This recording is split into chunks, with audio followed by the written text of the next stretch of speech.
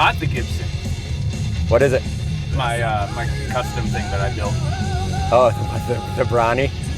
Yeah, it's like that. It's the Yeti Les Paul. All right. A little more volume, Wrath. Hit us.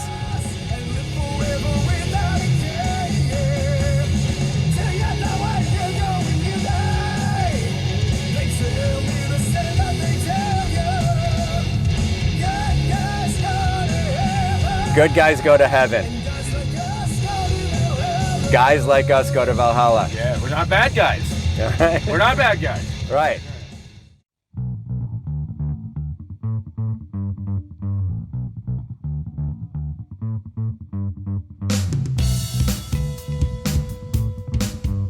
All right, ladies and gentlemen, I'm excited today. We have our good friend Yeti Valhalla back in town in Bangkok here. Welcome. Thank you, sir. Yeah, it's good to see you again. Good to see you again, dude. Yeah, so it's not as if we don't communicate and talk, so I'm not going to fake surprise, but I am happy you're here. Busy year for you, right? It's always busy. Yeah, so 2023 is what I'm referring to, even though we're in February 2024. But big news today, we have you here, and you handed me one of these. It says Yeti Valhalla on it. We'll get a snapshot of this. What do we say? Album release, record release, CD release? What's the new terminology? I don't know what it's supposed to be. I'm 36 years old now, man. I don't even know. Okay, so this was released. It's not even a release. It's a drop, I think. There we go. That's what it's we a call drop. it now, right? You got a 6-song drop. Yeah. So for those of you who know Yeti, Adam Jang, Yeti, we've got Party Tonight in Valhalla. We got No Faith. We've got Texas Tornado. We've got We Are One. We've got Purgatory. And if you saw the first episode we did with Adam a couple of years ago on the Roman Anton podcast, he played that song here.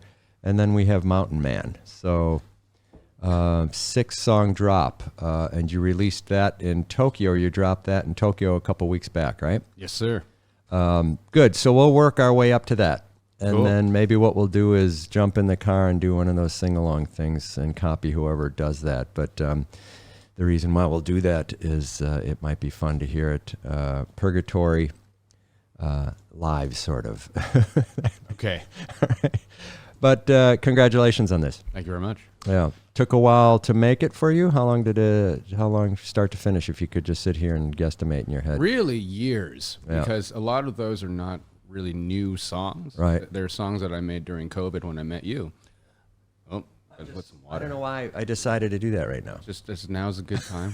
We've got a chessboard in front of us too. We're gonna do one of these things. I was thinking those are like, I thought they're gonna look huge. It's because it was up here. It's gonna be big bottles. It's a good thing. It's like a Godzilla movie kind of a thing, right? It's all Well, good. then we got Beatles infringement now, so I don't want it's- everyone to be able to it's all read good. that. We all have a little bit of OCD here and there. It's all good. Revolver, that's a good one. All right, so But you re-recorded songs. yes, I re-recorded those songs in Japan. Yeah, and that was interesting for me to watch and listen to. And you and I have a somewhat spiritual debate about the nature of recording and recordings. And so you did old songs again. Did you improve them? In terms of production, I think they're improved. Right. And so I guess the whole driver to this is playing along to a metronome or a click or, getting it. Yeah. It's that stuff. Right. It's that stuff. That's not fun. Right. Yeah, all the stuff that's like that people were nitpicking me about, like understanding your like this thing I can't even really hear, right? Like things that are inaudible to rock guys who stand in front of Marshalls for their whole life. Right. I could not hear what they were talking about, but we redid it, and I think it sounds better. I still honestly don't really hear exactly what they're talking about. Yeah. Right. Like the mud in the kick drum is just too much right there. You got to bring that down at 400K, and I don't even know what that freaking means. So, well, good. I mean, helpful comments. but Yeah. more pro production, if you want to call it that. The label that we're releasing that on is called Wolf Entertainment, and they're very happy about how that sounds. Okay. The music video for Mountain Man is the first single that we did off of that album, of those recordings. Right. We did the No Faith, Party Tonight in Valhalla, and We Are One on the demo versions, which are not on that CD. Right. All right. So on YouTube, and that cool thing that we shot in your other office there for Party Tonight in Valhalla, Right. that was on the demos. So I'm debating either redoing those videos or taking the tracks from this and putting them into that. But I don't know if I even should. I don't even. That's something to bother about, right? I mean, I guess you're saying, could you line it up close enough so the videos would be lip sync different? Since they're both lip synced, what does it matter? I probably could. Maybe like Speed Racer, you just blur over the mouth so you can't see the mistake. Just put like censored things over top of it the whole time. Yeah, it's such insanity what we're talking about. But use the videos, right? Who cares? Put it to the new music. Yeah. Or not, or have version 2 and confuse us. Or just like have us. We could just do the whole Jimmy Fallon thing. We could just like put that into the dashboard and just drive around the whole CD. I don't mean to be dismissive of what you're doing at all, but I get the dilemma. So you re-release material, and I think, for example, and we'll get to this, Purgatory, the version you did on here, I listened to driving over in the completeness of my car, which is, you can play it loud and you can sort of get a different feel than if you're listening through a headset or listening on a computer or other places, right? Yeah, the car's the best. It sounded awesome, right? And that's what we're used to listening to, right? I remember in your last podcast with me, you talked about driving to and from the landscaping job or the gardening job. Yeah, the car. And singing, and getting your vocals up to par, or at least partially. Magic of the car. Yeah, so Purgatory is awesome to listen to.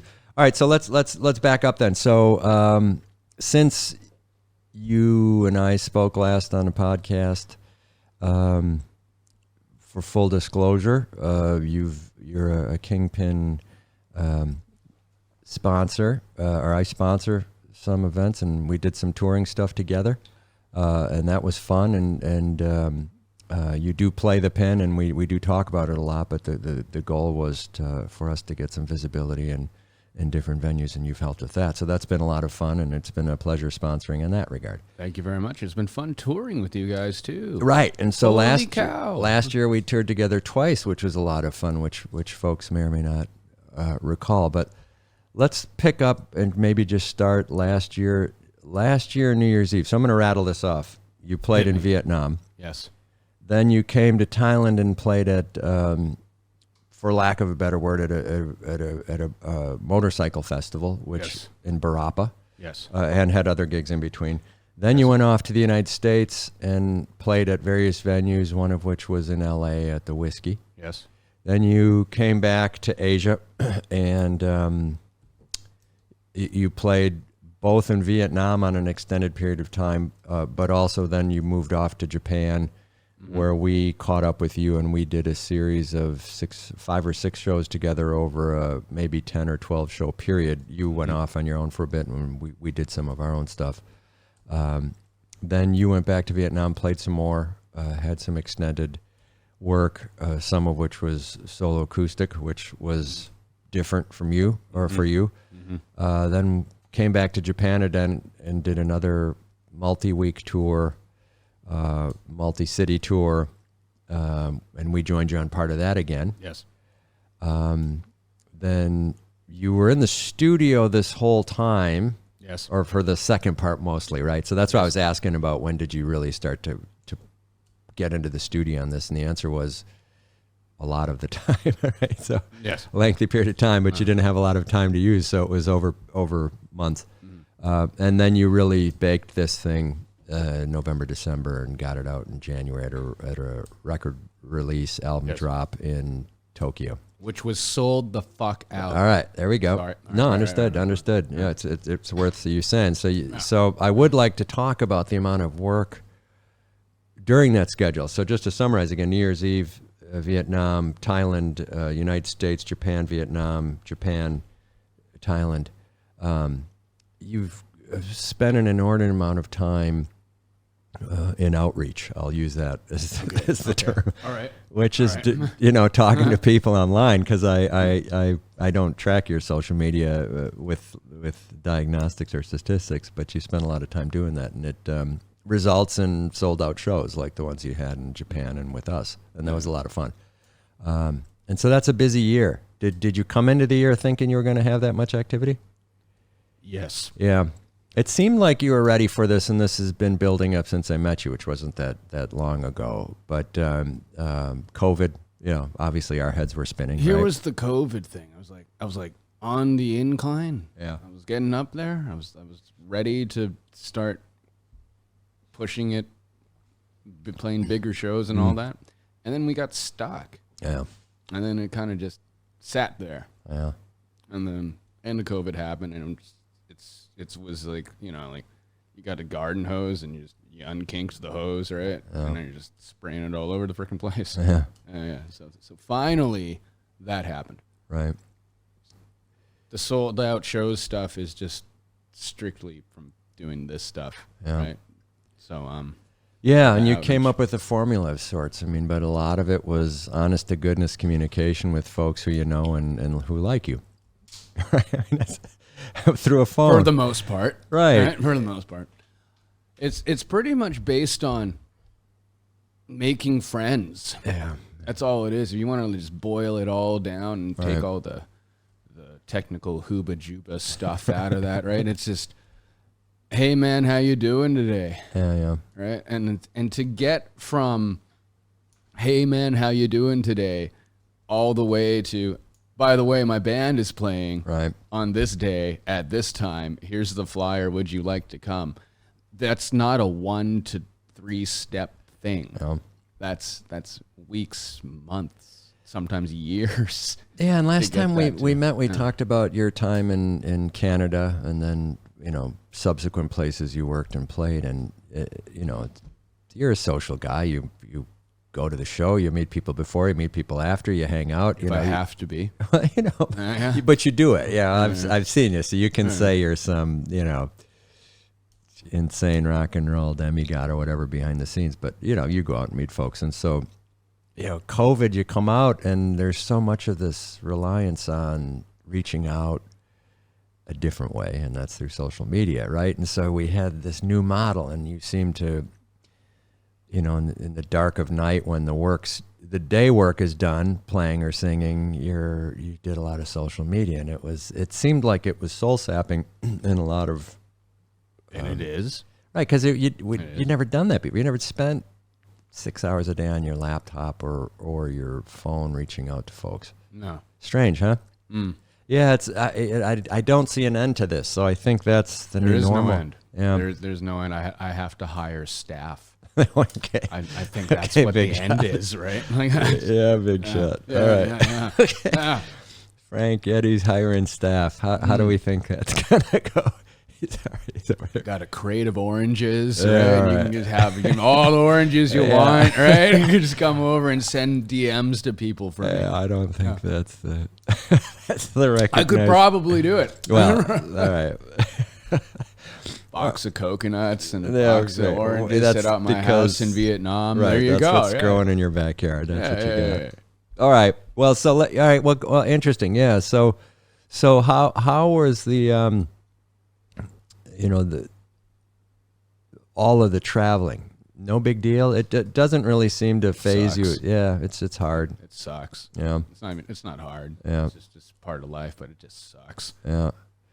So you seemed very excited about both the Barappa and the whiskey show. Those were good. Yeah, big shows, fun shows. Here we saw you here, thousands of people at that. And it's not a biker rally per se because it's in a festival grounds, right? I think a rally is when you're out in the streets and driving around and stuff, and it's more I don't know. in inner cities. But big venue, lots of people. I think they had tens of thousands of people over the weekend. But your night you were headlining that on Saturday, and so that was a pretty. I'd say there was like 5,000-6,000 people. Yeah, and it was a huge stage in a little canyon-y type thing. There aren't many canyons in Pattaya, but there was Yeah. like a little little Yeah, thing. yeah, I saw it there. Yeah. You So- guys played there too. Yeah. Well, that was the night before. And then you go off to Los Angeles. And so big scope change in 2023. Any lessons learned out of those shows? Los Angeles was a small venue compared to Barapa, but it was a popular venue and a lot of folks in LA. How was that? Easy getting around? Two totally different kind of shows, Right. right? Like one's a festival thing, Yeah. right? And one was in a historically revered venue. Yeah. Right? So it was Does that give you a different form of anxiety when you're on a well-known stage versus in a field in Thailand playing to thousands of people? I feel nothing anymore. All right, fair That's the enough. honest truth. Well, yeah, so I mean, so that Right. I think that day was that the same day as the NAMM, which is NAMM, I guess, is a big music fest. I believe we did NAMM Yeah. the same day. Yeah, I think we did Right. NAMM on the same day. So that's sort of rock and roll, right? Yeah, it was all right. And NAMM's more of a trade show. Right. It's just like whatever company's got their new thing, they bring it out to NAMM and show people around before it goes. Which to the sounds store. cool, right? It's do you like going to guitar stores? Well, so it's happening right now, which is why I'm bringing this up. I mean, I think I got a bunch of Instagram stuff now from there. From NAMM. Just from people who, if you and I have followers, there's odds are some of them are there, right? And so, or friends, maybe not followers, whatever it is. Nice. And I saw, people looking at stuff and performers, right? Yeah. And some Yeah. very well-known ones, right? Okay. And they go there. So I bring that up now because I'm seeing it again. And so this, just to keep it in perspective, this is what you're doing this time last year, because I think it's now. It was nice. It was like, it was kind of neat to see all the different things that other companies were coming out with. We played on the floor. Right. There was like a kiosk for the High Wire Days magazine. Right, right. And we played on that. How was that? Was that limited PA or just? Of course. Yeah. And Like so little 10-watt amps. and you had people walking by, and Yeah, and they made a little semicircle around us. and we how had- was that? Was that just weird? No, it was fine. Yeah. Okay. It was no stranger than any of the other gigs I've done. Right. So of the 200 I just described here, Yeah. that's just one in the group. It wasn't Okay. that weird. Yeah. Yeah. And so how does how was going to America? No big deal. Custom sucked. Yeah. Other than that, was great. He loves you, but it was difficult. Is Yeah. what he meant. Yeah. No, America was freaking. After I got through the airport, Yeah. America was awesome. Right, and you did it all legal. You had a work permit and all that stuff. Yeah, so you did it. but they still reamed me. Yeah. Well, you Right? look like you should be yelled Yeah, I at. should be. Right? I Kick him out. Yeah. We got That's that the guy. Check everything. That's the guy. Right? Rubber glove and everything. Right. Right? It was a terrible time. You sort of asked for it. I guess. I said please. So yeah, good. But I mean, so you passage of time, epic events. You're going to play a big venue. You're going to a big trade fair, and And it was great driving up and down California and seeing all the stuff. Yeah. Right. Went to San Jose. Went all the way to San Francisco. A bunch of stuff in between that and LA. Right. Yeah. Like that. That was cool. yeah, easy. The easy in terms of I don't know. Yeah, I'm just trying to say because we did. I'll sort of compare this to our Japan travel.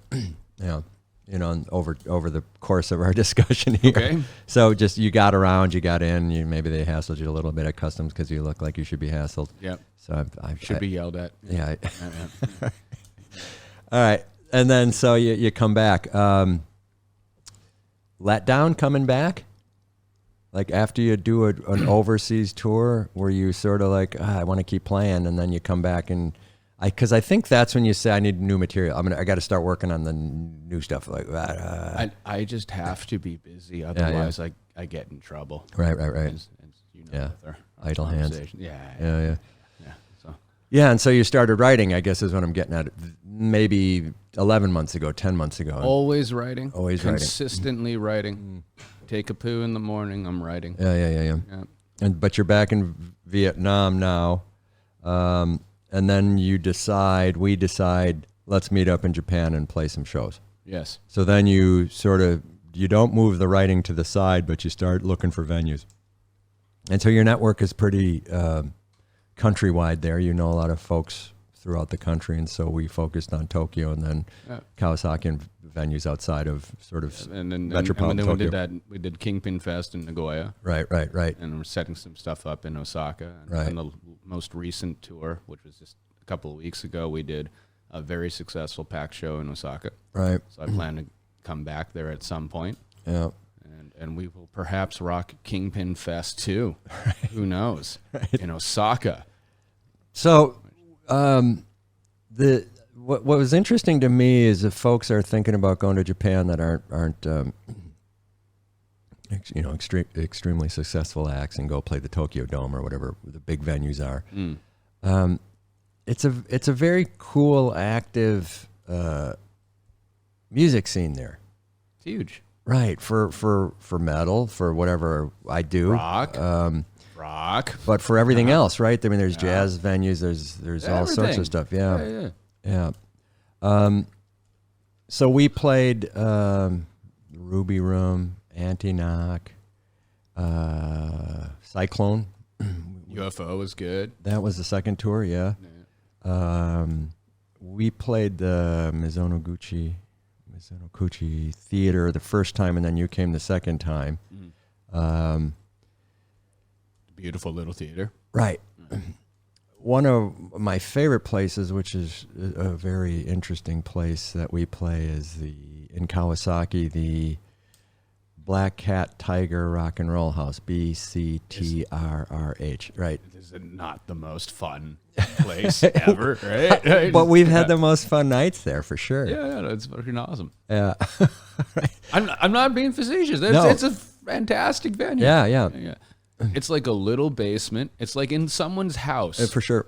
But it's awesome. The owners are really outgoing folks and are great to follow on social media. They have live shows every night and they broadcast them. I believe it's 7 nights a week. It is. And I believe they have at minimum 3 bands a night. It's astonishing. That's a lot of freaking bands. And the show must go on because they are always on time and schedule. Yeah. I've made the mistake both times playing there of stopping early or thinking this wasn't on schedule because it felt like it was not on schedule, but it was very much on schedule. And so, when we made the train home on one trip, we taxied home on the other. I thought it was very funny. I was like, wow, that's very efficient. Right? Yeah. Yeah, but so the scene in Japan on both tours, for me, the first time, it's easy to get around, but it was huge. I mean, the distances between shows in one city was huge, right? I mean, just 45 minutes one direction or an hour the other direction, you're still in the same city. And so we would, and I don't think either time we were staying near each other, so we saw each other when we'd show up, sound check or whatever, drop off the gear and then play. But Japan is Tokyo is very spread out in that regard, right? Oh, yeah. Yeah. And you've lived there on and off for years, and so your network is in various places. How'd you go about finding these locations? Was it random? Was there some scene that was obvious after you went to the first place, or did you just build it up? Google. Yeah. That's it. And you just come knock on the door and say, hey, I'm ready to play? Well, pretty much. Yeah. Can I play here, please? I think that's how we found Mona Records, which was, I think, we were just discussing this morning, Shogo and Frank and I. The most fun gig in the last tour was at Mona Records, which was in a different part of town for us, right near a campus. And so it was just folks were going to go out that night, and we caught them, and that was a lot of fun. And they filmed great footage for us there. They had cameras mounted up in a tight. Have you posted that yet? No, we're just talking about editing that this morning. I'm always about 9 months behind you. That's cool. Get the ship pointed in that direction. That's good. Yeah, But that was a lot of fun for me. So Mono Records. So first tour, we talked about some of our preferred venues: Ruby Rum, Antioch, Cyclone, the one with the K.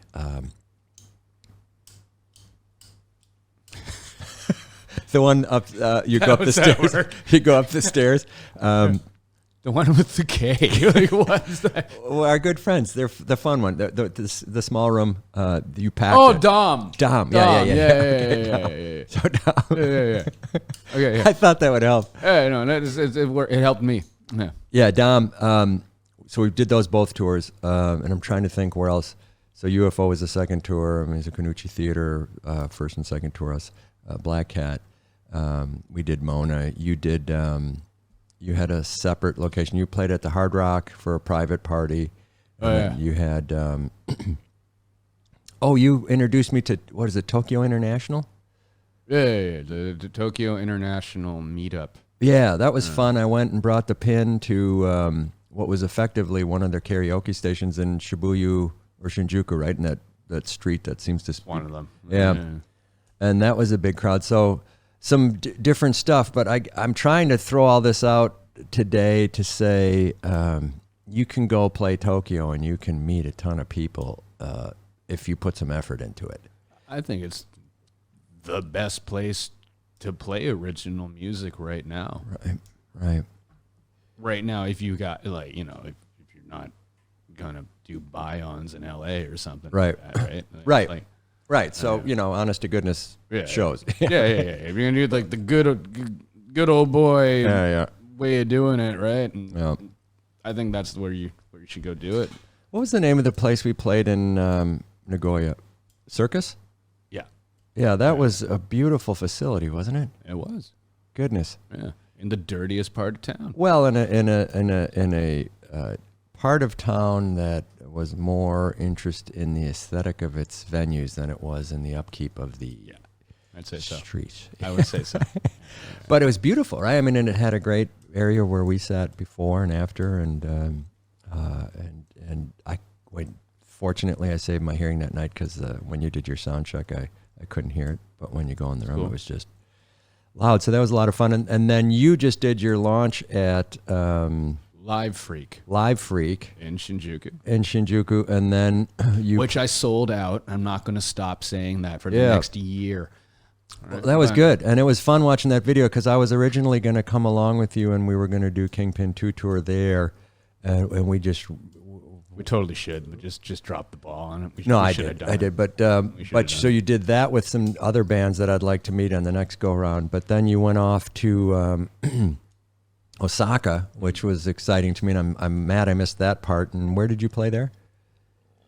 It was called Panhead Groove. Right, so Panhead, I'm gathering is an old Harley engine name, or maybe not Shovelhead, Panhead, but so Panhead Groove. Did you have two shows or one? One in Osaka. Right, and we did one at Ruby Room, which was supposed to be a surprise show after after the initial record release party. So that was the shortest tour I've ever done. Yeah, but it was a lot of movement and a lot of orchestration because you were also there in advance getting the launch ready and doing some other admin with sponsors and stuff. So and learning how to make a really successful show. Yeah. To be able to make a lot of people go there who will all buy tickets and buy merch and all this and step it up from an artistic vision to a pseudo business. Yeah. No, not pseudo. I mean, we talked about the math of it, and you got yourself there, got yourself back, got yourself fed, got yourself some money and got in your pocket. rent paid for the next while, dude. It did Triumph. Great. Yeah, absolutely great. Off the stuff that I made in my head. Right. Like, that's some freaking awesome stuff. Like, so that paired with having a good producer in Mr. Kohei Togo who produced that. Yeah. Having a good band to record that with the songs that were created here in Thailand during COVID, during a very dark time in our history of man. Yeah. Right. And taking all that and mixing that with the new the new way of doing things, right? What did we call that before? The trouble. The silly this thing. No, come on. Yeah, that's right. This thing. No, we're happy to do this thing that we got here, right? Like whatever this. All right, mixing all that with that and figuring out how to not have to do a day job. Yeah. With that, right? Yeah. Right. And it works now. Yeah. So you got your model, and it was interesting to watch because we debated the merits of it all the way through, but with each, so I lay this out for people to listen because it was not easy work. It was not always enjoyable work getting to and from, and it comes with all of the rigors of international travel. You put together in 2023 the plan. So there was the plan before and then the plan after, and it's a different plan. It's a completely different plan. The plan changes from day to day. It's not even really a plan. It is, but you're integrating the concept because you're going to repeat this. Yeah, I will. It's like a repetitive whim that I constantly live through. Yeah, you tweak it. So I'm going to try and give you some comfort that there's a method to your madness. Not Hopefully. that I ever give comfort, but so. Last time we came on, I talked about Queen of Evil being one of my favorite songs of yours. You sometimes, when I was in the audience or capable of being in the audience at the shows, played it, and I felt like maybe you were doing me a favor, but maybe not. But no, not at all. It was real fun to see that played a lot. But you brought out Mountain Man, and so I would say the video for that you recorded, I think you recorded. Emergency, Mountain Man is pretty okay.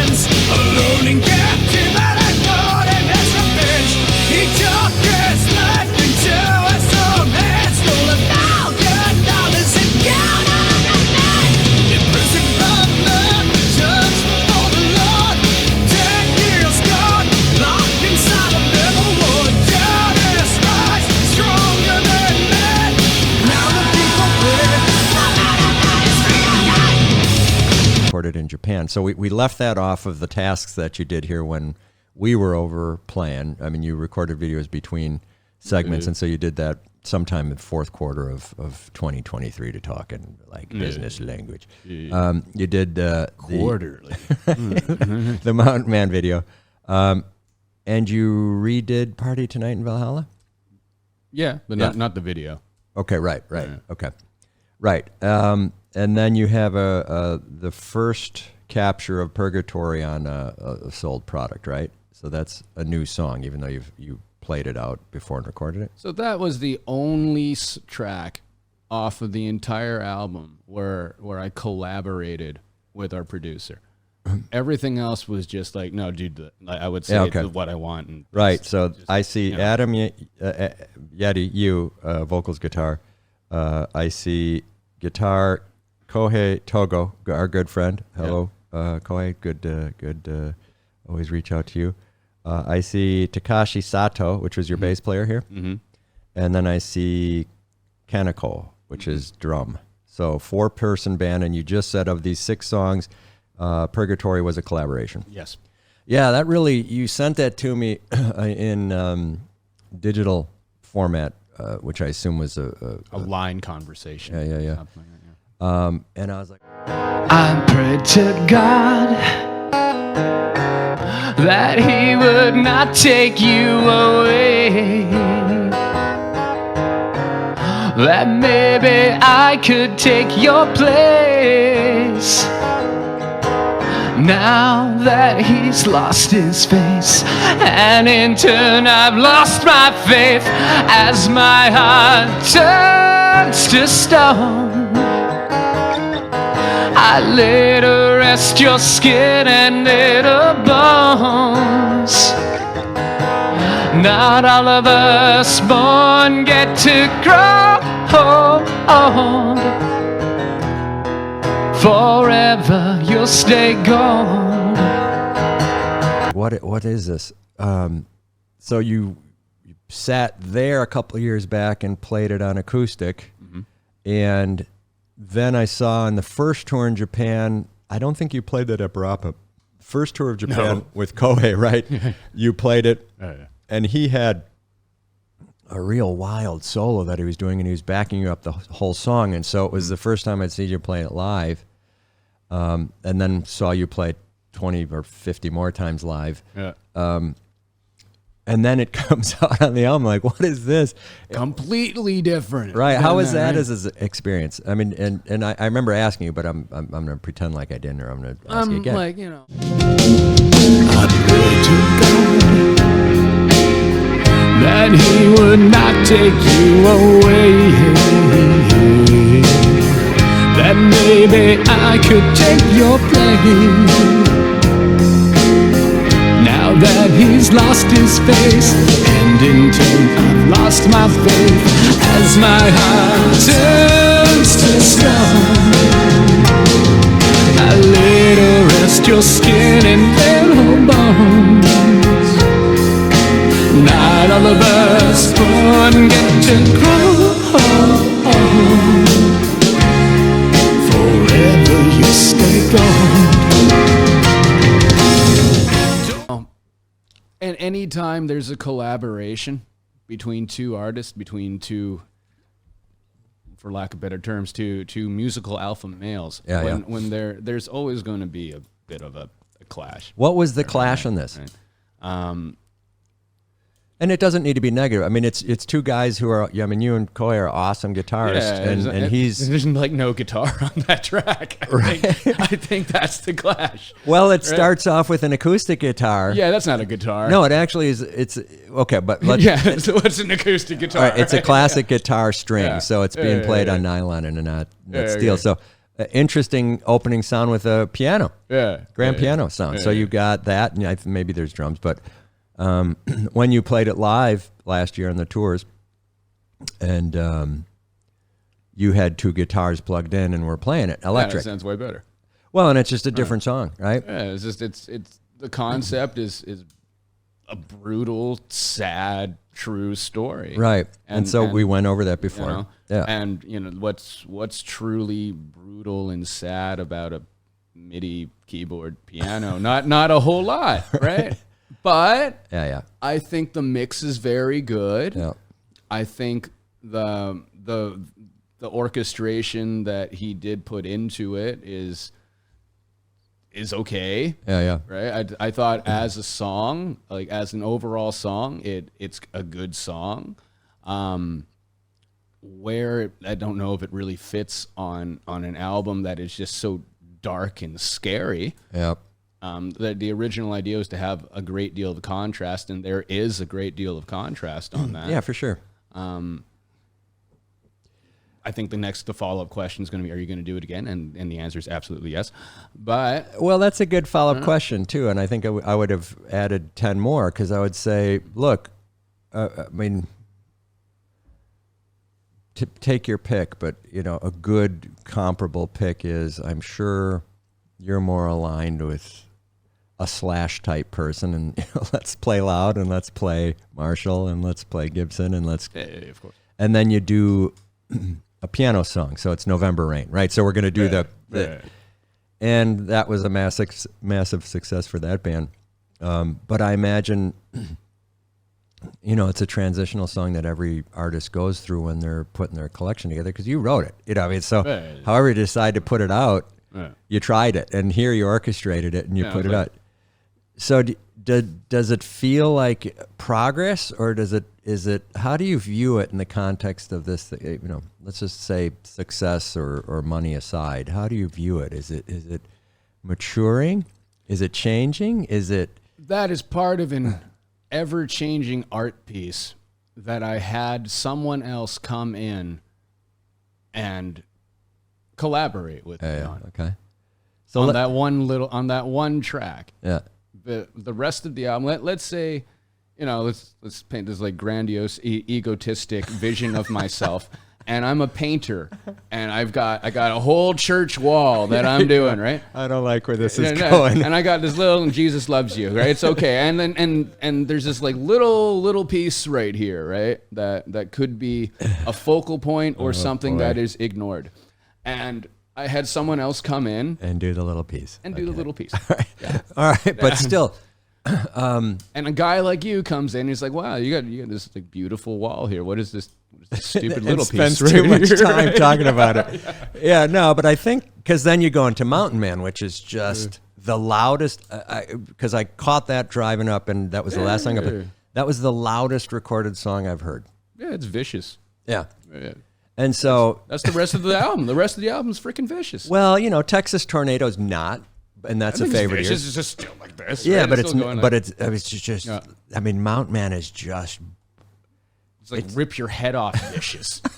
Right? And so it's interesting. I mean, I think it's a very interesting 6-song drop that has a wide aperture, and it's cool. And Party Tonight in Valhalla is sort of the marquee song.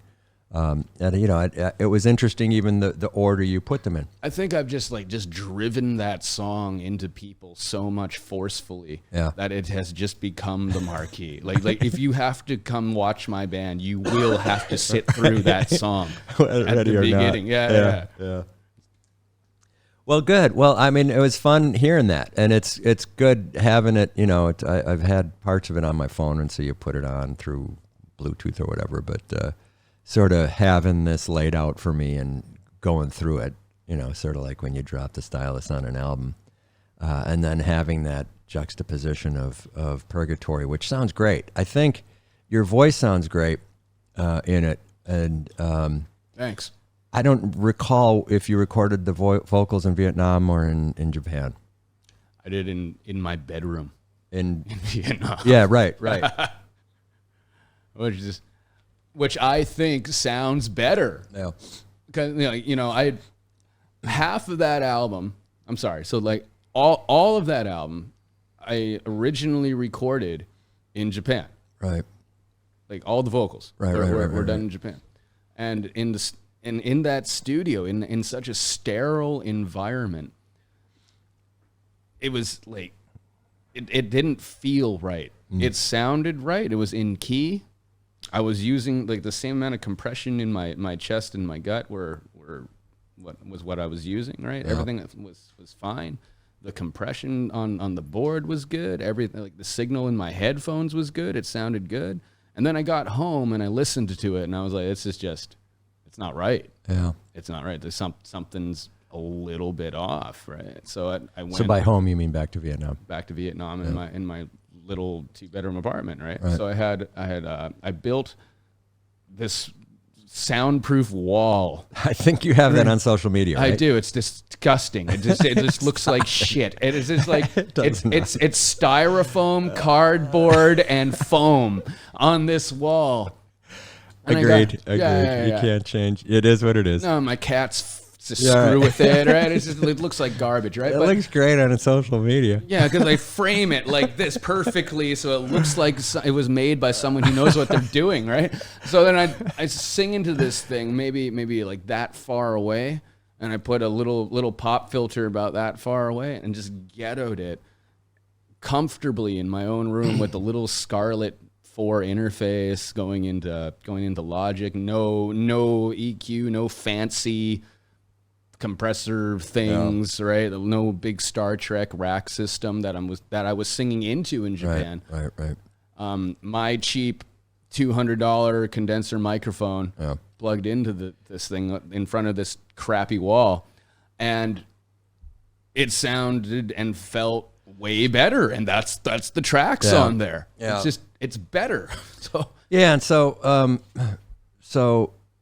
I think being sweaty and naked has something to do with it. And I was just not allowed to be sweaty and naked in the studio. Yeah. in Tokyo. Yeah. Right. I mean, and so I think, you know, I had the misfortune or fortune of watching you go through this just as a process. And it was, you know, neighbors, you know, Yeah, dude. Yeah. your voice is not quiet, right? So if heaven help the people who live next to you and you're singing into your spongy wall. I had 3 people move out Right. during that As they during should. that month. 3 Yeah. different people, right? And it's like, you know, it's a building where a lot of people move in and out all the time. There's not any. I think I'm the longest lasting tenant in that place. But on that floor, no one can withstand my voice. And I got, you know, and I'm not like a guy who comes in, just plays for an hour and then goes home or something, right? It's Like 10 hours, yeah. yeah, and it's throughout the day, right? Like I'll wake up and I'll play the show, Yeah. and then I'll go do my stuff, right? And I'll come back. You're I'll, the worst neighbor ever, probably. for sure, and I'll do it again, right? And then I'll come back at Well, night and do it again. Thanks to those of you who moved out and didn't seek more aggressive action, and thanks to those Of course of you. they did. Of course they did. Good Oh, folk, okay, good okay. neighbors. All right, that you're not All right. that you're not impaired now is good. Good Oh, yeah, result. yeah. So let's play a little clip from Party Tonight in Valhalla right now. So Frank and I'll work that out.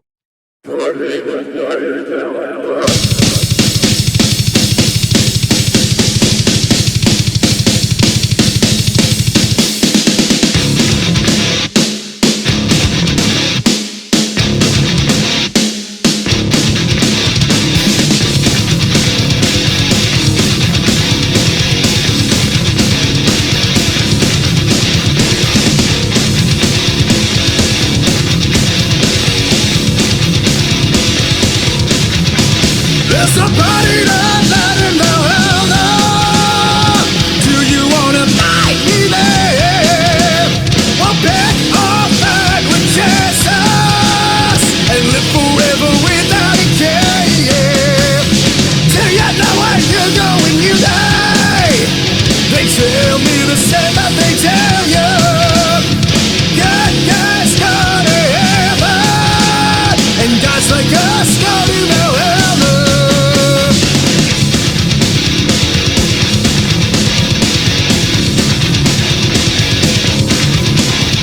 Don't they have a song of this promise to the land? All they came was sacrifice to make the final stand. Celebrate the martyrs, cheers to one and all.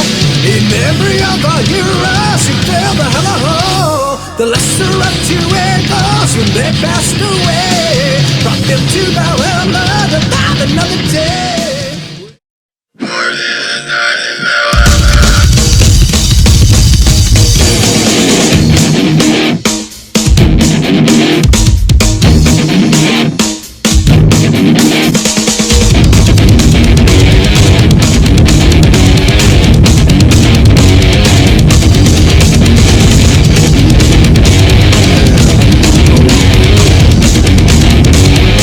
There's a party tonight in Valhalla.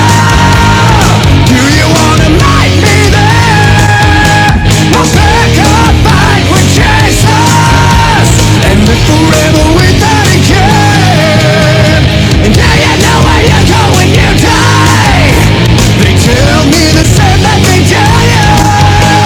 Good guys go to heaven. Guys like us go to Valhalla. So we, as you said, you recorded a video for that next door here in some of the open space that we had available to us. That song, has that changed a lot over time for you? The song itself? Yeah. No. It's held pretty true, right, since I've met you? Yeah. That's pretty much the same song as it's been. It just needed an update in the production area. Yeah. Yeah, that's it. So Right, and so we talked about that already.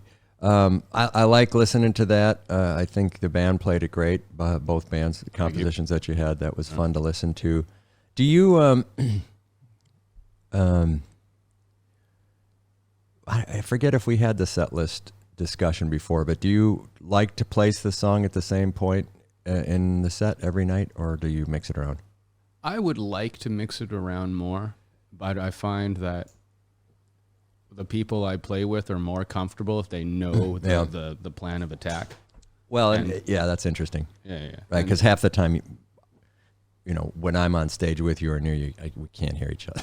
So not at all. Trying to convey instructions, in particular with bands that you don't always play with. Yeah, absolutely. So I get that. So that was a stupid question, but I think it bears some saying. Is I think if Not you a had stupid question at all. a regular band that you're playing with all the time, you'd probably like to play that at the end because it's flying. Yeah.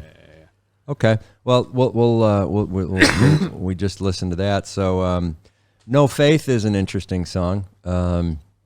You have a video of that already? Yep. And that was recorded in Vietnam? That was recorded. The video was recorded in Thailand. Thailand, that's right. That's right. And then the recording was also. Is the recording was like right? Japan Because you and mixed Vietnam. that during COVID, right? Or you mixed you made the video. Yeah. Is that the one when you're in the taxi? Or am I thinking the wrong card? No, that's a blues. Oh, right. song. Yeah. You're thinking of We are one. the something square. What is it? Yeah. Something square. Okay. Where we're at? Squaresville. Where was that? All right. So No Faith. Anything? Let's take a listen to that now, Franco. No Faith.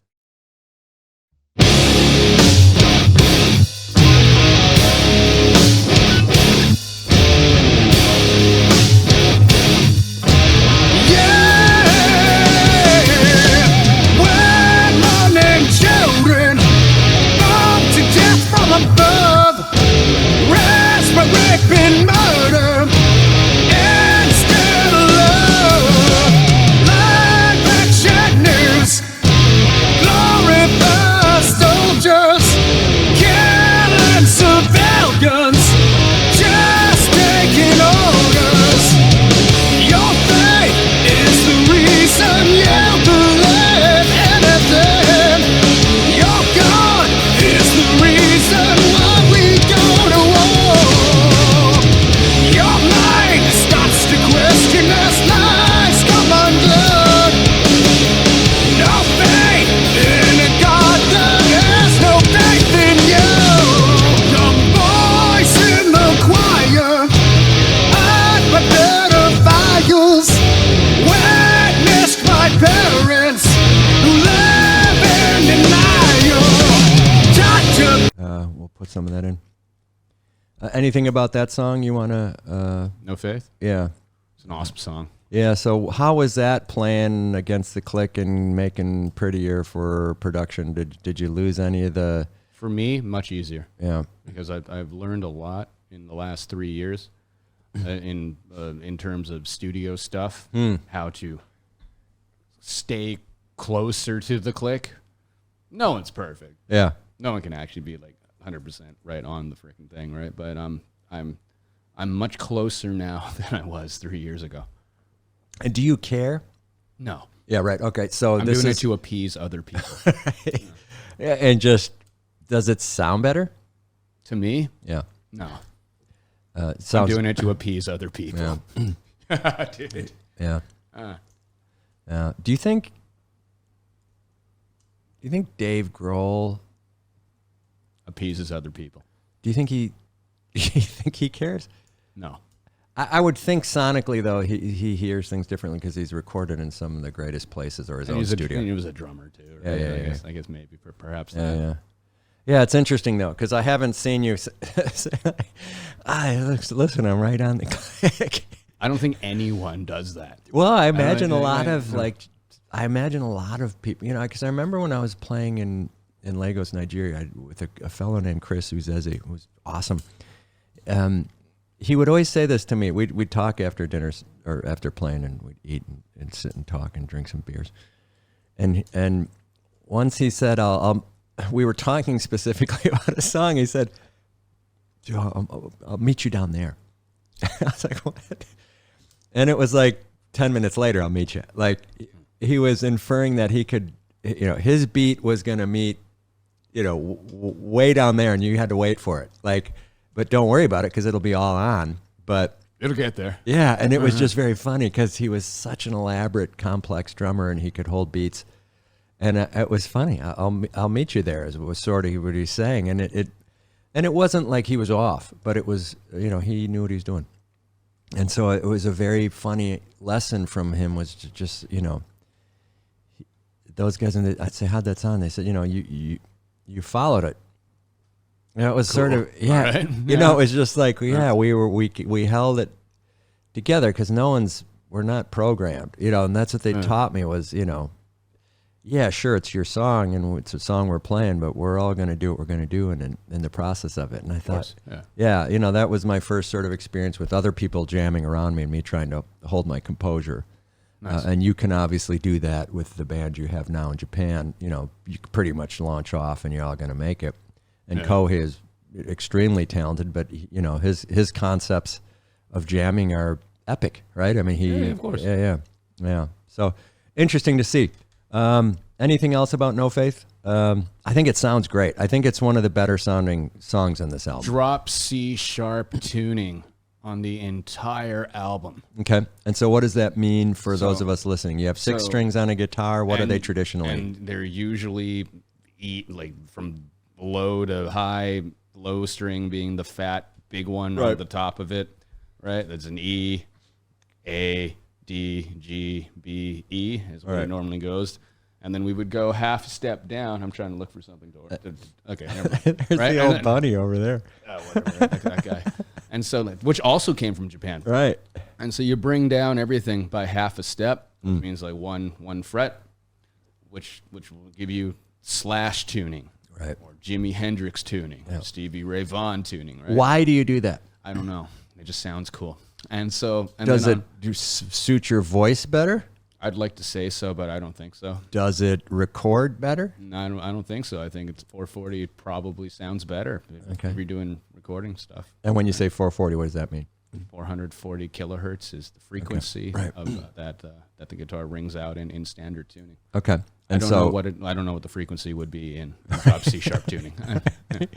I am not the guy for this. You had such a convincing start on that when I was ready to go. Like, drop tuning's different frequency. And then with so now you're in E flat, right? Now you're in doing this stuff. Now you take the low string, you drop it again, right? So that gives you would be drop D in standard 440, but you're drop C sharp because everything has been taken down half a step already. That's a semitone. Okay. Right. And then you can play bigger sounding stuff, I guess. Deeper? It's a little deeper. Bigger? I guess. Isn't bigger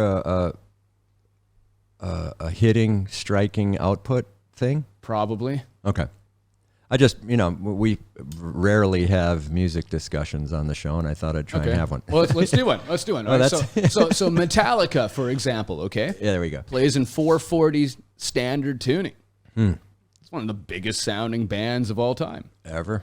Yeah, it's freaking huge. At the same time, Elton John plays at 440 standard tuning. There's no difference whatsoever, right? So perhaps a lot of the heaviness that people are talking about is that low end frequency, which is typically coming from the bass and the drums anyways.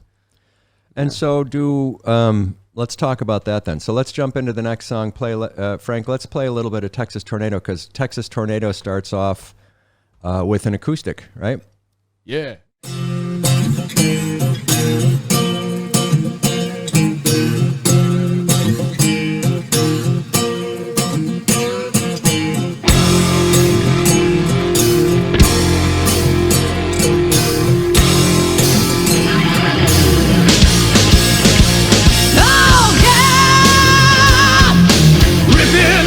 Texas tornado, let it dust me dead and wet. Yeah, rip it like a Texas tornado, let it hit and strike me.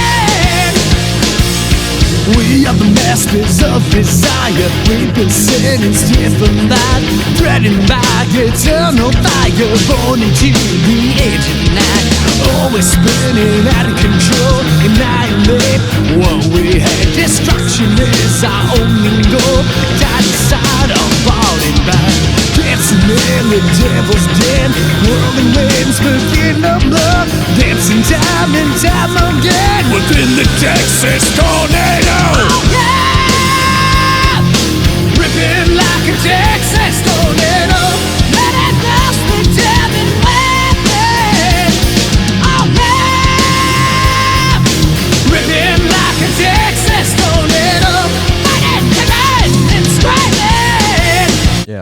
Is that you playing that? Yeah. Where did you record that? In Vietnam? In my bedroom. And you shipped it over? Yeah. Okay. So what I did with that is it sounds like a dobro, right? What's a dobro? A metal guitar. Right. We went to that place in String Shop. We had a jam with Frank, remember? Right. Yeah. No, Yeah. I'm just So Frank there's a good Instagram clip on my. You guys social watching media. this show should understand what a dobro is, and when we're going to talk about music, it's a musical thing. I think it's on the cover of a Dire Straits album. Maybe. It is? Yeah. Right. It is. It's not.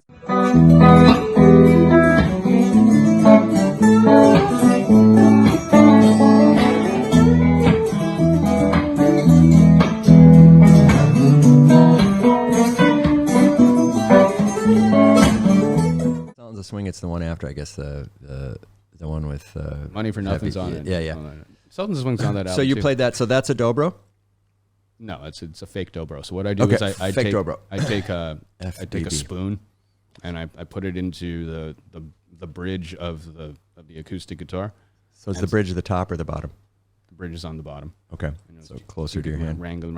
Yeah. So you stick a spoon in there. Yeah. In the strings or In the strings. Yeah. Yeah. It should sound horrendous, and it takes some tuning. It takes some time to get it to that. So you do that to create a metal sound? It's just a different sound. It's The just a dobro different- sound. Yeah, it's a which different is a texture. metal. I think music is so repetitive in the tonality and the tonal choices that people make, especially in recording. So I like to take something. I'd like to fuck things up a little bit. Sometimes. I think to f things up a little bit sometimes. Sorry about that. All right. That's what you do. And to do that, I don't reach for the fancy Gibson guitar all the time. Right. I'll reach for that for where I want the fancy Gibson guitar. In other areas, I'm going to get the cheapest piece of crap that I can possibly find, which was my $50 acoustic guitar that I bought in Vietnam. Nice. Doesn't even have a pickup. And I'd stick the spoon in there. I put on really old, crappy strings.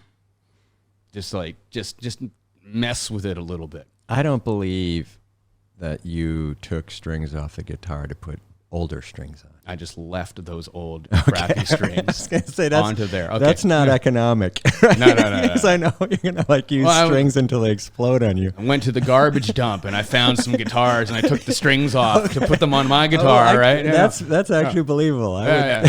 It's way cooler. Way cooler. I got a gypsy curse on them too, did all this stuff. But so I took that, I held the microphone with my knees up like this. I put another microphone onto the mattress. So like none of this should sound good. Not traditionally mic'd at all. Right? And played it like that. Yeah. It does have a distant sound to it that the original Texas Tornado does not, because you opened that electrically originally on your other version of that, right? Yeah. Yeah. Yeah, it's startling to a Yeti fan to hear that, because you're like, oh, what is this? And how has he decided to mic this? So you hear this sort of strange concoction. How quickly before the second guitar comes in? So we've already played a piece of this, so we're hearing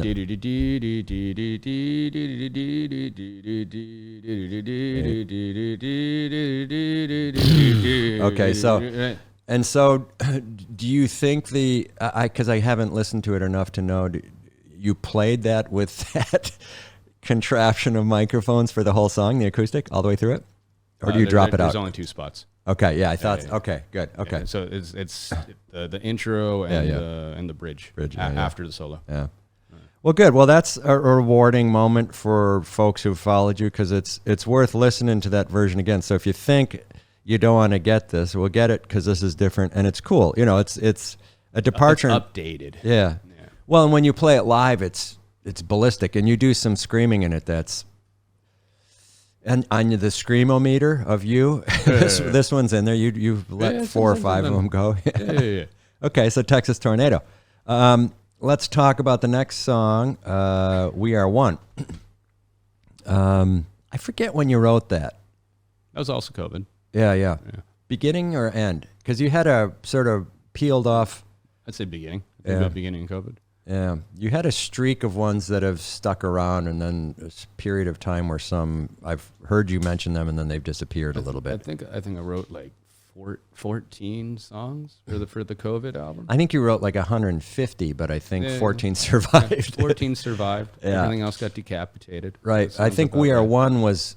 I always felt like you were going to punt that one, but it's turned out to be a very good song because it has a drum solo in it. So let's listen to that now, Frank. If we doesn't love haven't. drums?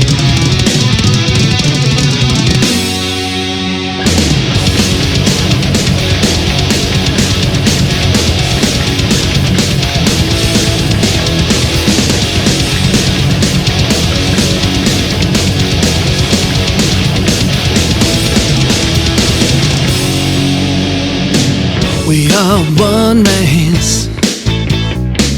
We are the human race, and we stand divided more than ever before. Democrat, Republican, Chinese, American, black and white violence, an eye for an eye. Christians and Muslims, feminists and the problems, gays and straights and everyone in between is part of the divide. These things are man-made titles, constructed man-made idols. They distract us from the truest human condition, to love.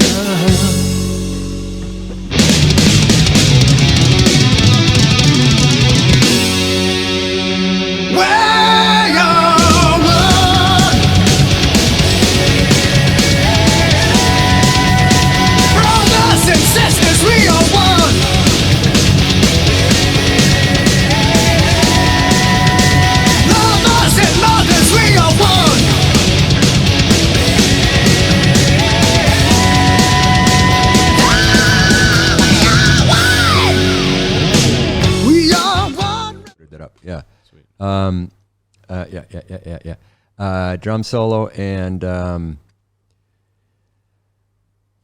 boy, on this recording, the guitar is there any effect on?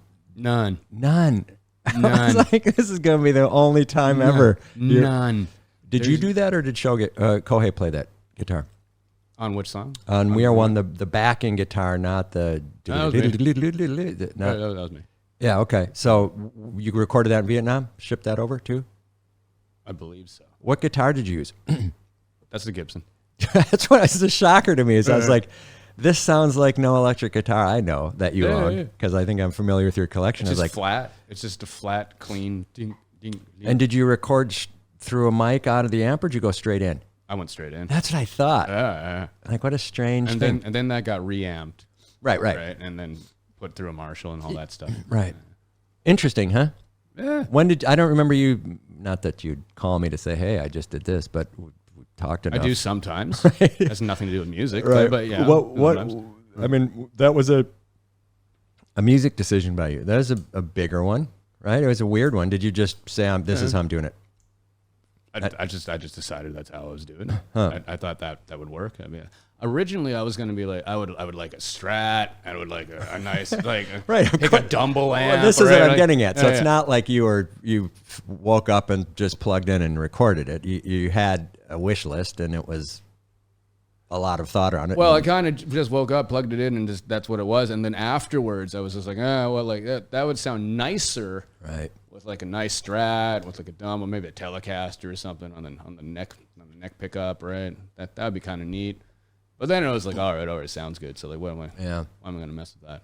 Yeah, I didn't think of this at the time, but I remember listening to that Chili Peppers album. I think it was One Hot Minute, and I think Dave Navarro started playing. And some of the songs in there were so clean. And I think they've done that again with other guitars in the band.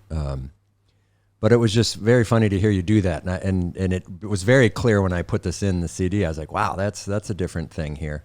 Yeah. And then you have it picks up heavily and mightily later with electric guitars, and maybe one or two, I'm not sure, but you have that flat sound, which is cool. So take a listen to that one. We've already loaded up Purgatory, but let's let's do a little run on Purgatory here. The backing vocals. So, Frank, let's do a clip of Purgatory, and then we'll talk about it. I've lost my faith as my heart turns to stone. A little rest your skin and little bones. Not all of us born get to grow. Forever you stay gone. Don't pick that I will see you in heaven. Don't think you'll be waiting for me. When will we be together again? In your sun and harmony.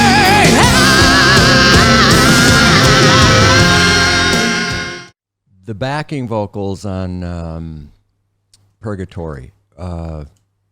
Just you? Just me. Boy, there's convincingly clear sounding female vocal, I thought. Nope. And I thought I wouldn't walk in and say that That's today. just wishful thinking. Yeah, right. Maybe. Maybe not. Do you know what I'm talking about? There's like, I'm not going to be able to express this in any kind of musically scientific way, but there's like, what I think is happening is that when voices harmonize, there's like a third thing that you kind of hear, right? Yeah.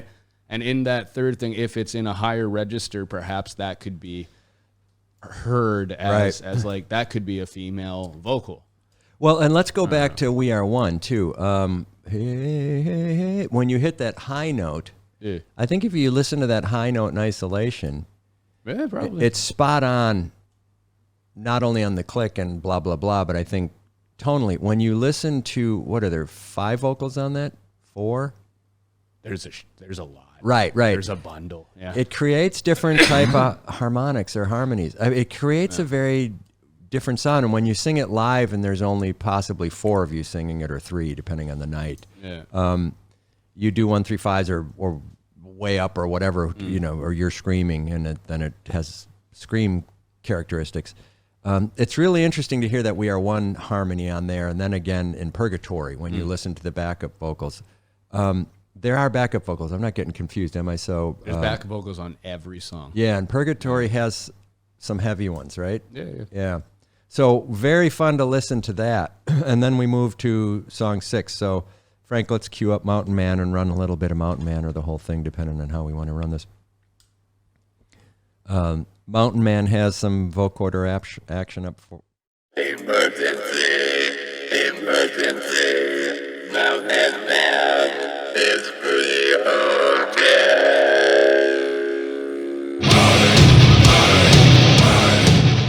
Front or maybe not. Let me think. Let me see if I can be honest about this. So you did it in the show. Does the there's definitely vocoder on this. So is that new for you on these albums? No. So what I did, I call it vocoder. I'm not even sure what I'm calling it's it. not I don't even know what a vocoder is, right? But it's I used a talk box. I think when you had 2 strings, a string and 2 cans. I don't know. In my childhood, that was the vocoder. That would sound awesome. No, let's use that. Let's use the can with the 2 strings. I think you did in Vietnam. You're not telling us you got that. That's better, right? Like, no, that's a moment right there. That's an inspiring conversation, dude. All right. So what I use is a fucking talk box. Okay. Right, and it's just like it's a little box that has a speaker in it. Fancy boys call it a driver. I don't know why.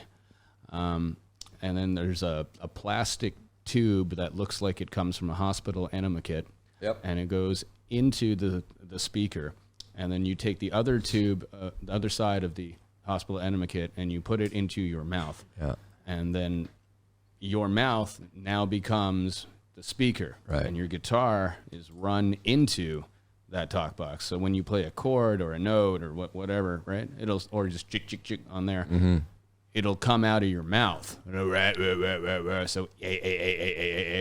and then if you move your mouth in an overly dramatic way, like how Steven Tyler moves his mouth when he sings. You can make sounds that sound like words. They sound like words. Yeah. And at the beginning of that song in Party Tonight in Valhalla, I go like, emergency, the man is free again, right? Yeah. Okay. So you then had this, so you have the talk box and then you move to a pedaled version of that, right? No, it's still the same thing. Oh, okay. Yeah. All right. Yeah. Yeah. So, interesting. So, if I look back in my childhood, Peter Frampton, do you feel like I do? Whatever that the huge breakdown for that right. part, And then, wow, John, the Bon Jovi song. right. Okay. Same technology hasn't changed probably It's much. essentially the same thing. Yep. The box has changed a little bit. Like the casing's changed. Right. It originally was a bag. Yeah. I've never had the bag. Really? Right? Yeah. I didn't know that. Yeah, but that looks, this looks like a hot water bottle. There was some air thing or something? I don't know. I've never owned the bag. I really want to get one just to see what it is. But you don't pursue vintage or classic for art's sake. You would want it just to, okay. That's the first time I've heard you say I want a collectible thing. I want this old thing just to play it, right? And to see what okay. Yeah, so I guess I think musicians have this thing that runs up the mic stand that's tubular, like the Enema kit you're talking about, that stands next to the mic stand, and then they can just stick it in their mouth. I'm pretty sure that's what it is, but I just don't do that. Right. I have it on mine on a clip because I don't want to poke myself in the eye. Yeah, of course. Yeah. Well, I'm prone to that kind of stuff, right? Well, this goes to the nature of how you play. It's just there's like a lot of this, and there's chaos up there. Yeah, you don't want to hit yourself in the face with moving pieces, Enema kit thing, poking in the eye or anything. Yeah. Okay, so Mountain Man starts with that, and then you just recorded super loud. So to get that sound, any significant departures from the first 5 to get the 440 different, just to get it to sound so heavy, because it just sounds loud. A lot of that's the production. Yeah. A lot of it, like I can't really say, right? Like I've mixed things in my bedroom that are just awful. Yeah. That aren't heavy at all in the same tunings. Yeah. But there's And your vocals, is this a harder song for you to sing? No, I don't mean hard in like it's, but are you singing harder, longer in this song because of the lyrics, or do you think it's a sort of standard Yeti song? I think those are all very guttural songs. Yeah.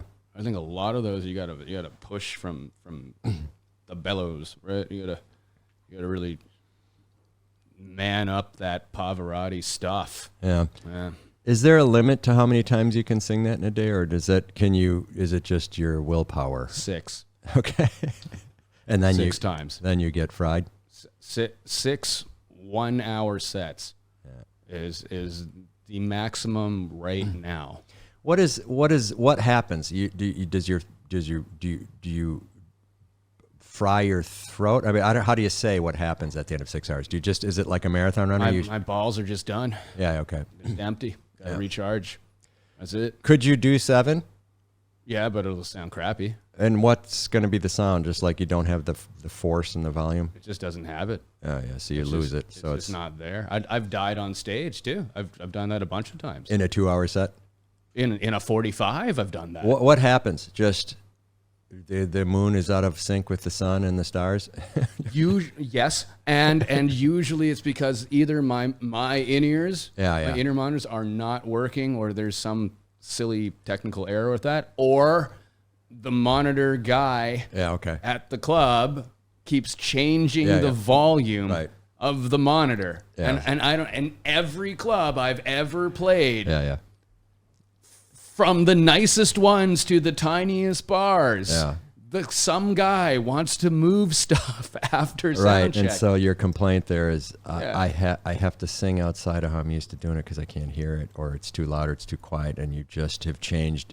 I can do this for 6 hours until you put that variable, and now I'm frying myself. And the amount of precision that I need to be able to hit them, is completely dependent on me being able to hear myself. Yeah. If I can't hear myself, it's like doing archary blindfolded. It's just like, where the heck am I going? Right, which might be fun, but it doesn't help too much. Hit somebody, right? Yeah, interesting, because it's funny. I've learned a lot from how you do your sound check on just sort of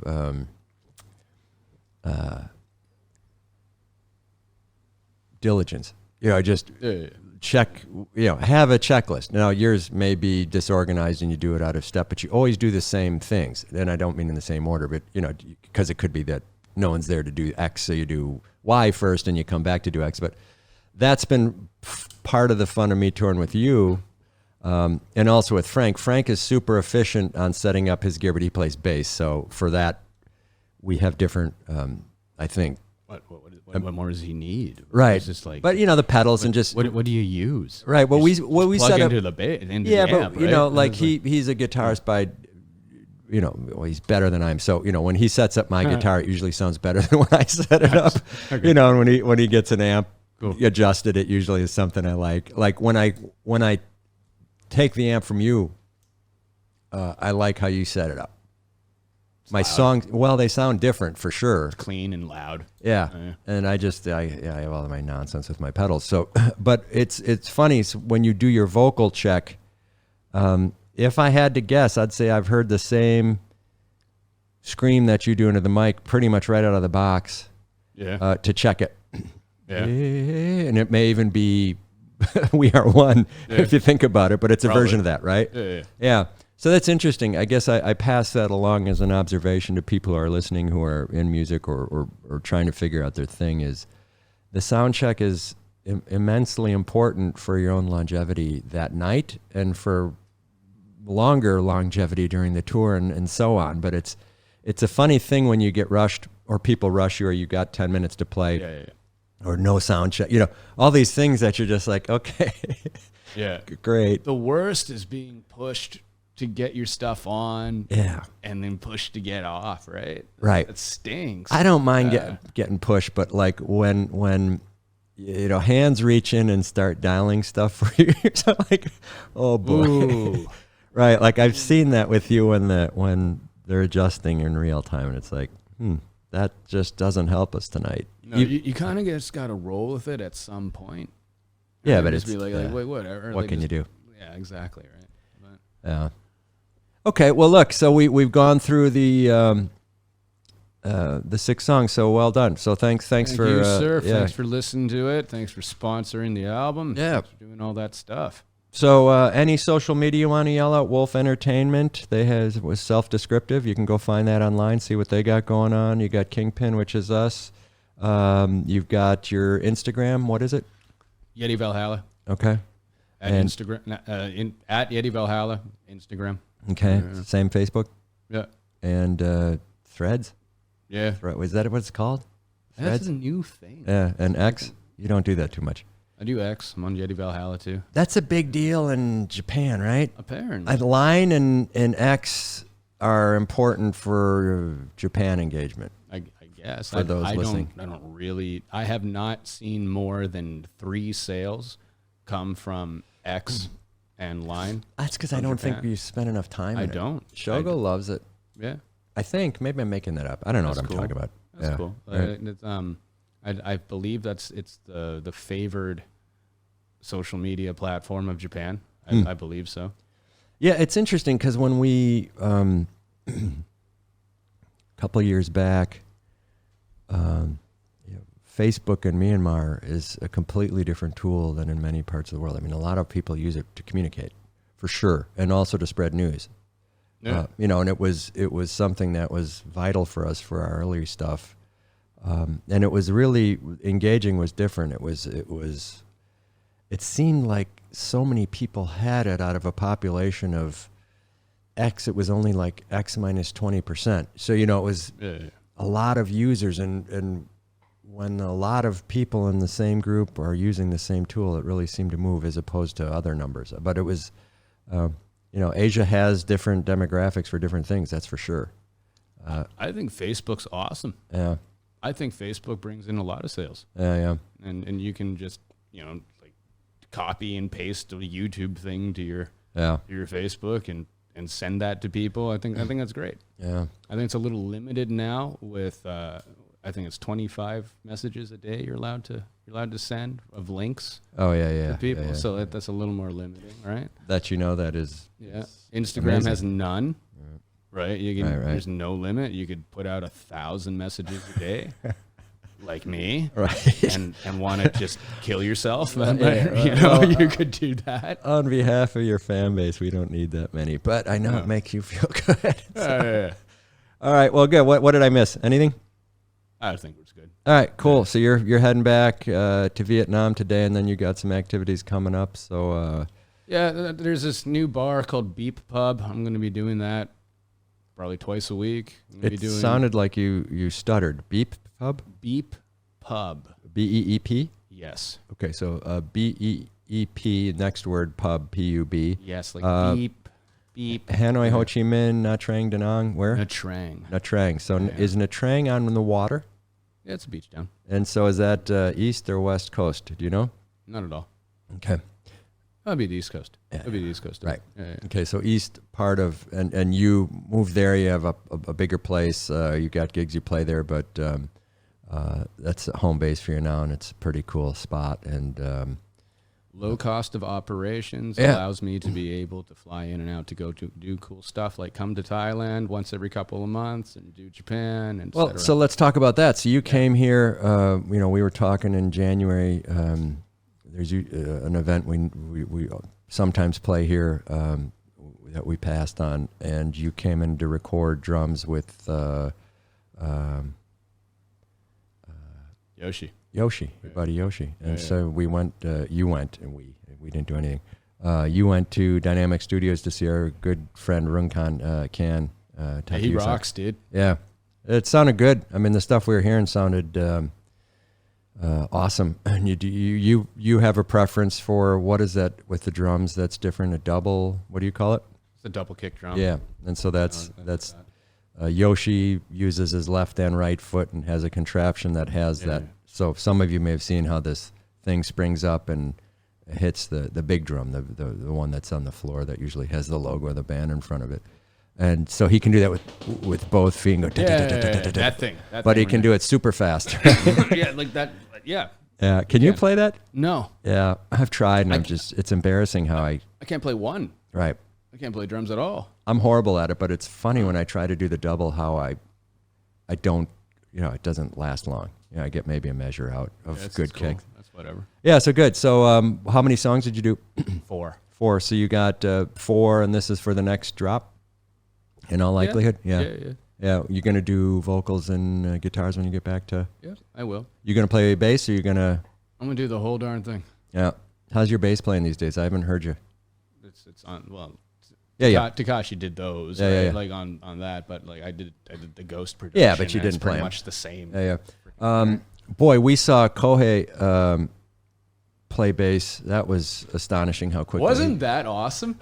Do you remember that, Frank? That was at the theater. Sonically, those are the best shows. Well, From that tour. Those sonically, those are the best shows. Boy, so And that comes again, right? Like no offense whatsoever to any 2 guitar bands. yeah. None whatsoever. And I love Kohei and love how he plays guitar. Yeah. I love all that stuff. Right. To give it distance, we decided originally he would play 7-string guitar. Yeah. And I would do the 6. That way we wouldn't like get muddy. Right. Which worked very well. It worked okay. It worked okay. It still got a little muddy, right? Yeah, But when we separated it where it was only a 3-piece band, Yeah. there was no mud. Yeah. Sonically, it sounds better. Right, and you and I are focusing on a different point because he got up and played bass that night, pretty much sight unseen, and played, and it was an astonishing moment because he really can play bass. Yeah. Yeah, it was awesome. He's So an that was awesome fun. bass player. That was a fun night to watch, and you guys sounded great that night, and you sounded great. And all the stuff that he does on guitar, which is cool. Yeah. He does on bass, and that kind of makes it more special It's melodic. because you don't really see that very often. I mean, Like, so Chris Squire, John Entwistle, Geddy Lee, the big rock bass players do some of that, but he did it even different to that. And it was, I thought, I don't know who else I'd compare his bass playing to, but it was fun to watch. So you're in town recording, you got some new material coming. So fans of Yeti Valhalla, new material coming sooner or soon. But it's great having you in today. Let's go try something, and if it's horrible, we'll cut it out. But no, just leave it in. Leave it in no matter what. I mean, put it in there. when we go out there. So if we cut it out, this could be the end of the show. So it's great seeing you. Safe travels. Thank you But very if we follow up with another goodbye after we record this next segment, then we'll figure that out. But thanks for coming in. Thank you very much for having me. All right. Thank you, Franco. Okay, we're back in the car. Rath, some volume, please. This is Party Tonight in Valhalla off the new album, right?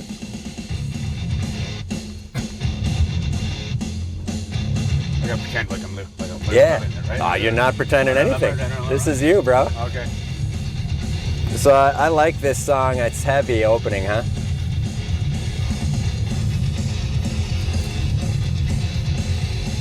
This is not the Gibson. What is it? My custom thing that I built. Oh, the Brawny. Yeah, it's like that. It's the Yeti Les Paul. The Yeti All right. Les Paul, yeah. A little more volume, Rath. Hit us.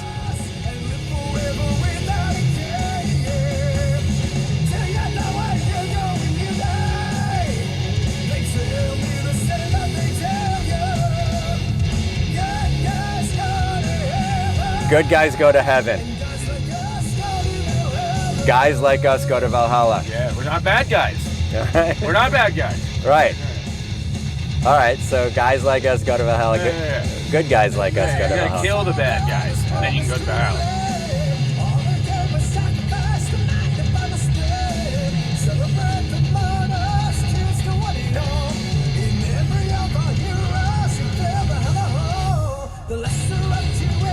That's a weird little jump there. Stop.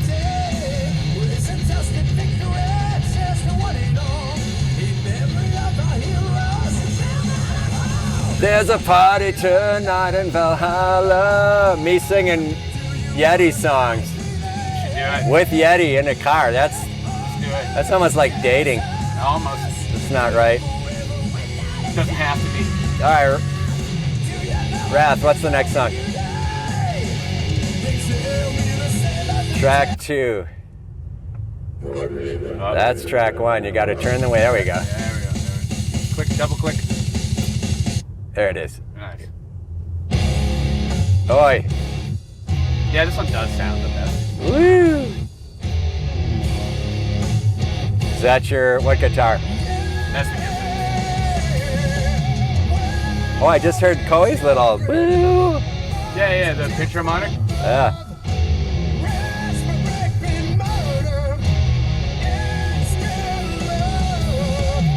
Nice. Yeah. That's the back speakers It's here. Zach Wild, man. Yeah. He does a nice 3D mix.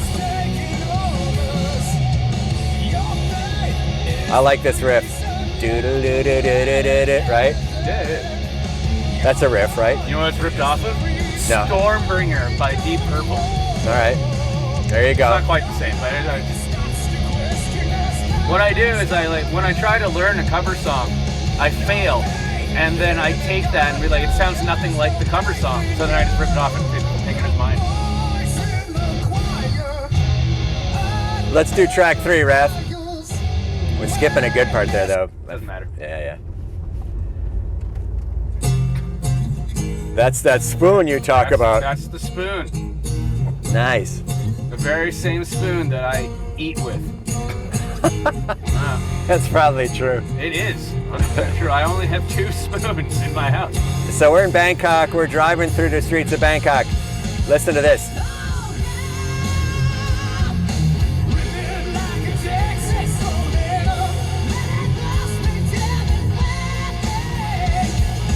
Yeah. I decided to leave it naked. Yeah. I decided to leave the stream naked instead of putting a bunch of harmonies and shit around it.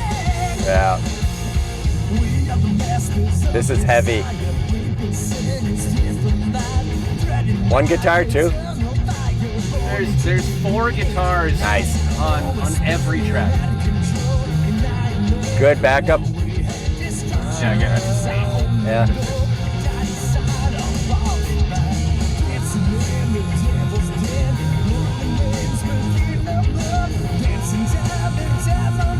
Next song, Wrath. Yeah, that's a good scream.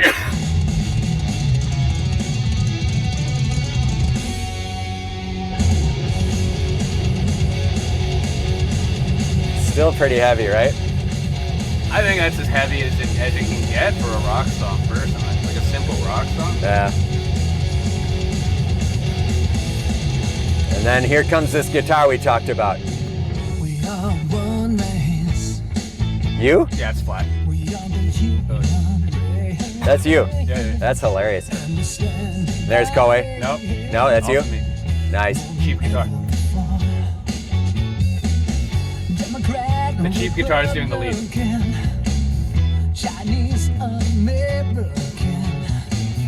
Black and Using woman tone. Using Eric Clapton's thing where he brings the tone knob all the way down. Oh, right. Yeah. Christians and Muslims, feminists and the problems. Gays and straights and everyone. We're at the Kung Toy Market there. Little bit of chaos. These things are man-made tunnels, Is this? constructed man-made Yeah, this is a new building here. It's pretty awesome. They distract us from the truest human condition. Loud.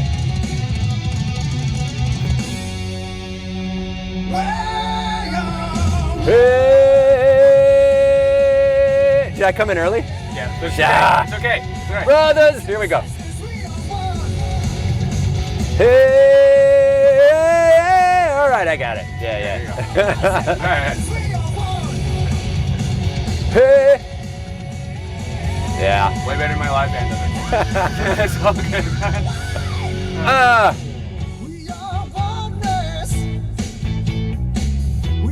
Less funky than the other recording. Yeah, it is. The drummer's not a funky drummer.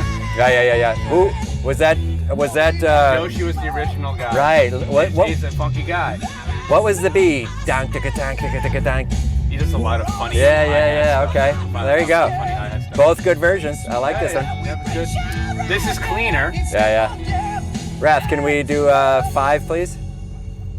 And we go down to story 24, okay? Or 22? Sounded like Dreamweaver the first time I heard it, right? Here it is, Purgatory, first time here. He did the other version, so compare and contrast, y'all. Please don't. Okay, don't. Please don't. Please don't.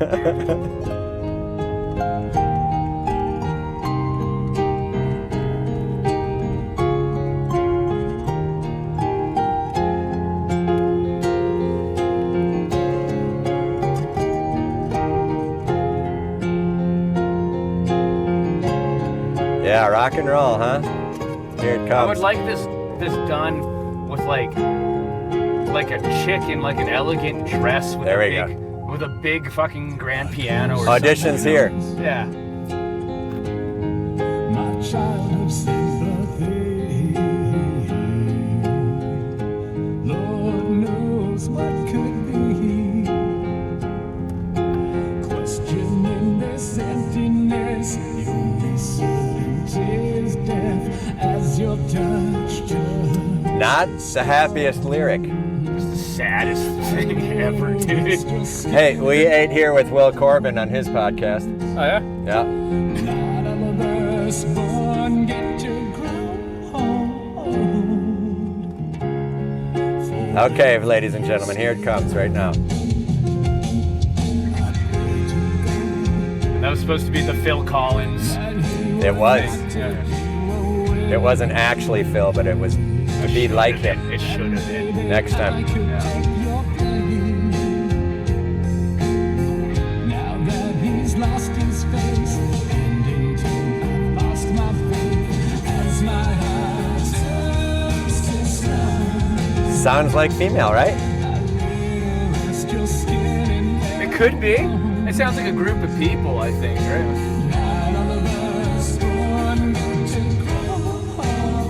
That's my problem. I gotta get help for that.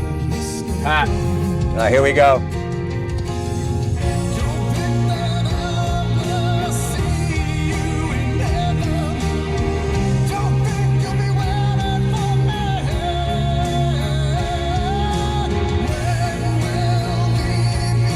We go left or right?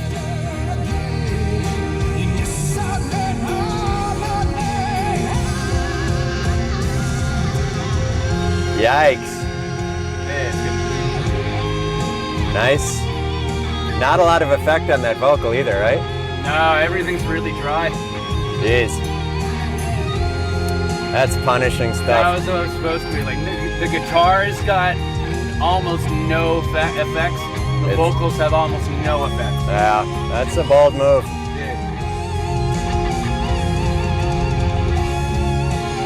We took all the comfortable stuff out, like the reverbs and the delays that we just took it all out. All right, here's a punishing vocal right here. Cool solo.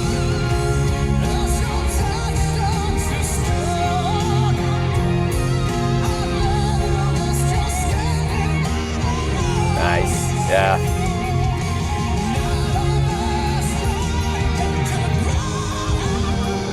Nice.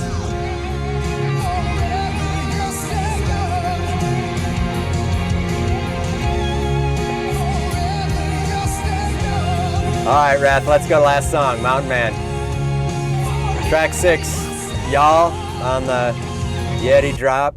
Here it comes.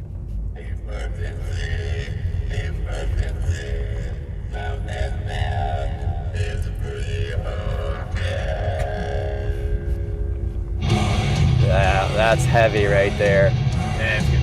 Good way to end it out. Yeah, nicely done, sir. The double kick's nice and clear. That was the biggest challenge, right? Ooh. Angry. You're such a peaceful soul. Oh yeah, for sure. For sure. Nothing but tranquility.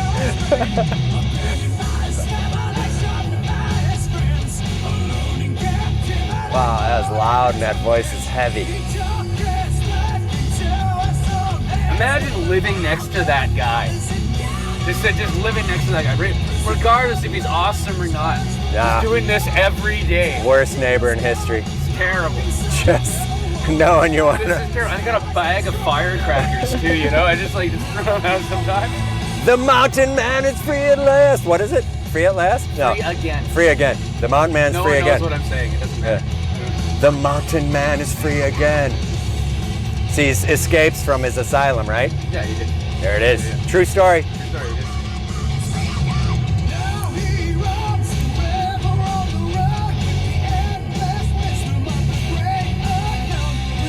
Nice. I like that.